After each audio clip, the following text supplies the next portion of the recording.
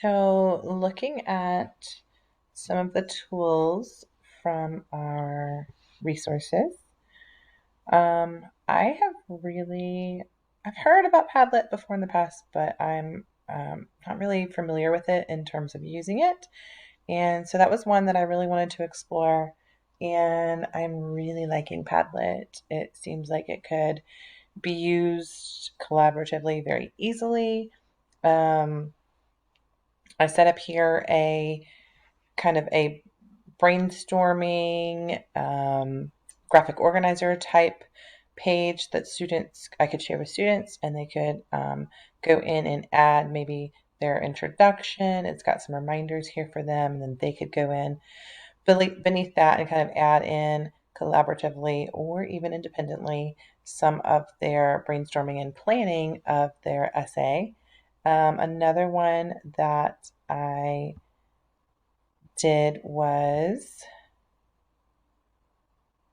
to create one. We have our water cycle unit coming up. So I kind of just here did an example type post, but I am actually planning on using this particular discussion question in our class.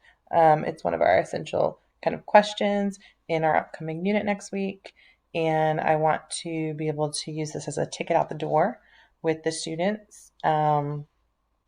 It's, really great because right here you can have the settings on allowing them to comment. So I, in particular, put the setting on, allowing them to like it, but I do have it set on the teacher side where I have to kind of approve the posts that are being made. So no comments or anything that would be silly or off task, but a really good way for students to answer and then could also comment on a peer. And I gave an example of like, good job. I like the way you used all three states of matter, showing them examples of how they can constructively comment on peer work. So I'm just really looking forward to using this application more in the classroom. I just really think it has some wonderful collaborative elements to it. And I think it would be really great for discussion posts, tickets out the door, any type of what stuck with you today type of things, essential questions, even that kind of group project or the planning and brainstorming type of thing independently as well. I think it really can be useful and a really good resource. And a great thing about it is it's one that can easily be incorporated in. Our county in particular has a lot of different applications that are restricted or that don't integrate into our LMS Canvas. So this is one that I can share the link to students and they'll be able to still access it even though it is not necessarily in our Canvas. Another one that I took a look at here is Canva. So we have recently been switching over in our county to like our clever single sign-on logins. And so some of these are resources that are available to us and also to our students. And I've yet to really be able to explore them since these are somewhat newer resources and the ability to kind of have everything set up on our clever accounts and easily accessed is new for us. So looking at Canva, so I kind of made this. This is just playing around with the different sizing and templates that you can do to kind of make these graphics through Canva. So this was just an example of, here are examples of Padlet templates that I made, really just kind of playing with layering on the images. But some other examples and ways that we could use Canva in class I thought might be really neat are this idea they have templates for these group roles, which I think would be really great for group projects, whether in the science lab or reading literature circles, things like that, where we could have the students working collaboratively and kind of aware of the group roles. Maybe the teacher could make a graphic of what the group titles and roles are, and then students could actually work together to make their own graphic or poster of what maybe their group norms are or what they're, kind of voting each other and changing out who's going to be the different group roles and things like that. So, and then I also, they are able to make videos similar to maybe Adobe Spark and some of these other video applications that they can use. They could make a promo or preview for maybe an upcoming book report that they're doing, or maybe something of an upcoming project introducing a new unit, or some sort of summative or formative type assessment where they could then really display and present their group material or even their individual material as well. So Canva is really neat. It's super simple to use, dragging in the different types of text and headers, being able to add in different images. They have lots of templates and super, super user friendly. And it is another one that is county approved for us. So just kind of looking forward to finding different ways to use this in the classroom as well. I'm currently in a training with the county on having with our English language learners. So this could also be a really great way to make graphics for your classroom and your EL learners when you're using that and highlighting that Tier 2 vocabulary. So another tool that I took a look at, because we are a Microsoft district, I wanted to take a look at Sway. Now, I am kind of a creature of habit and typically lean towards the PowerPoint because that is an oldie and it's something that everyone's familiar with in terms of presentation. But I looked a little bit more into Sway and different ways that we could use that for presentation for students. And I also kind of played around with the idea of maybe doing a live link where you share that link and can be edited as you go, which would be another way to use it as a group. So the way I kind of tested that out was I took my weeks at a glance. So we are required to post our kind of week at a glance lesson plan type things and resources for the parents every week. So I took all these documents and that I had been compiling and I added it into one link, one document where the parents, instead of having to go and download each individual file every time, I wanted a place where it would just kind of all be there. And so what I did is I took it and I created a Sway with it. So when you click here,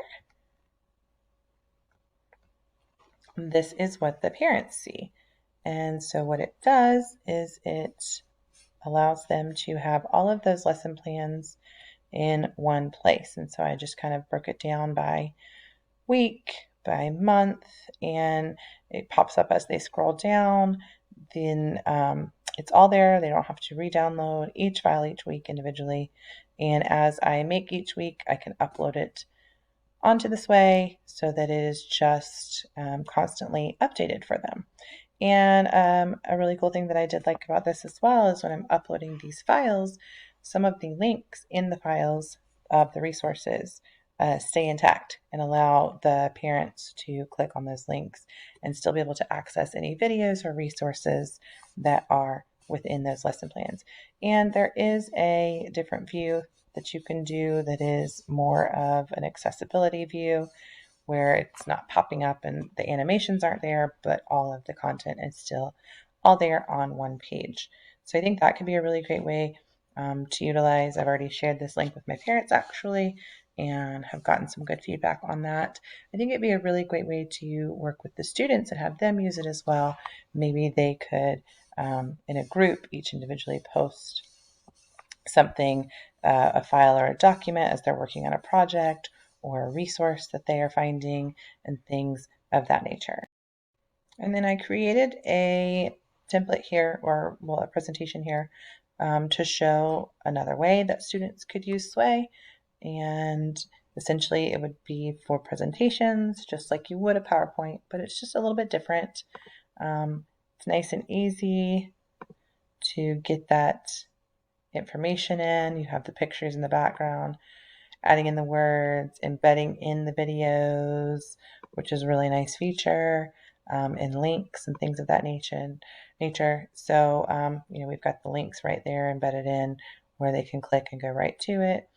So this would be a great way for students to create their presentations as well and they are able to work on this collaboratively with a shared link where they can edit. And just have everything kind of all together in one place. It's just a fun, different way to do presentations. The great benefit here of the few of these tools that I have just gone over is that they are approved within my county and usable within our Microsoft tools, within our Clever logins and things of that nature. So another tool that I did kind of look into that is supposedly able to be integrated into our Canvas, and we could log in with our Clever, and it allowed me to create it with my Clever and pull in my classes, but I'm not really sure about the integration piece because when I tried to integrate it, it asks for the code and I have to have admin approval in order to get that. So that would be something I'd have to kind of check with our tech department and see if it's something we could actually integrate in. But even not, you can try and get a different link for the students maybe, or even just to create this as a basis of a rubric and then do it in something like a Padlet or a SurveyMonkey, something like that. But I liked the idea of the Rubric Library that I found here in this peer grade, and it really helps you with some of your templates and some of the different things that you might want. I just typed in science, kind of playing around with the water cycle project and what might some of those science criteria look like. You can go in and edit them. So I think this is a really great format to maybe even use as a template if it's not able to work within our system, if it's not approved and actually integratable, and then I could use it in maybe a forms or a different tool like that would allow me to use it as a survey.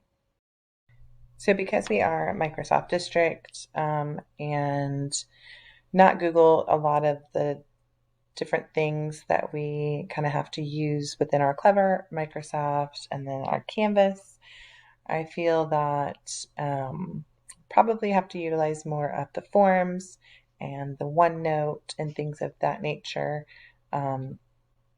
But because we do also have an iPad cart at our school, I could look into getting our media center specialist to possibly download a couple of things onto the iPads if she can get those approved. And two that I would be really interested in getting downloaded would be these kind of podcasting and animating applications, because I think those could be really, really great in the classroom. And even the storytelling, I think, would be great. I downloaded them on my phone a little bit and tried to play around. I think having that full iPad screen to do some of the drawings on the animating would be much more beneficial. And I really, really think podcasting, we've been listening to a lot of podcasts in class and the students are super interested in it. So I really think finding a way to get an application like that downloaded where they could create their own would be really great. I tend to really lean more towards the creating side, mostly because that can involve more of those project-based and collaborative-based assignments, especially suited in science and social studies. So those are more of the tools that I kind of looked into with like the creating and presenting type of tools.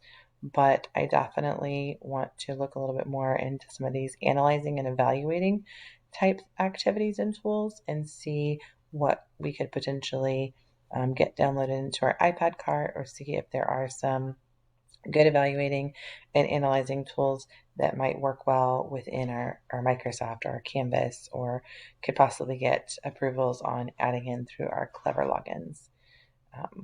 So those are the tools that I've kind of looked into and played with, and there's definitely plenty more to look into. And I just kind of look forward to playing with it all and figuring out what works best.